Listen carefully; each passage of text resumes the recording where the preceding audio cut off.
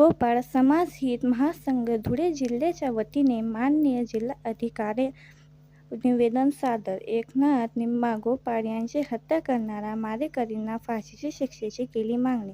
दिनांक 14/9/2025 रोजी मौजे भिलवाडी तालुका जिल्हा जळगाव येथील गोपाळ समाजावर गावातील काही व्यक्तींनी रोहिदास पाटील व इतर 9 जण सर्वांनी मिळून मयत एकनाथ निंबा गोपाळ यांच्यावर प्राणघातक हल्ला करून मारून टाकले. तसेच गावातील काही लोकांकडून गोपाळ समाजाला त्रास होत आहे या घटनेचा निषेध करण्यासाठी आज रोजी गोपाळ समाज हित महासंघ धुळेच्या वतीने जिल्हाधिकाऱ्यांना निवेदन देण्यात आले. निवेदन देतेवेळी सुरेश गोपाळ, गणेश गोपाळ, कृष्णा गोपाळ, दीपक गोपाळ, योगेश गोपाळ, सयाजी गोपाळ इत्यादी पदाधिकारी उपस्थित होते. अधिक माहिती देताना सांगितले वाडी जिल्हा जळगाव तालुका जिल्हा जळगाव या ठिकाणी आमचे एकनाथ निंबा गोपाळ या इसमाला काही पाटील समाजाच्या व्यक्तींनी, जसे त्यांचे नाव आहेत रोहिदास पाटील म्हणून, आणि अन्य 9 व्यक्तींनी त्याच्यावरती प्राणघातक हल्ला केला आणि हल्ल्यामध्ये ते मरण पावले.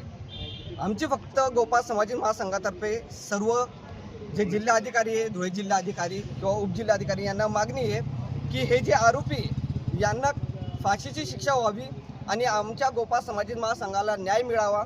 आम्ही भटके विमुक्त जाती आणि जमातीमध्ये आहोत, त्यामुळे हे जे वारंवार घटना घडतात या आमच्या भटके विमुक्त जाती जमातीवरती घडूनच आणल्या जातात.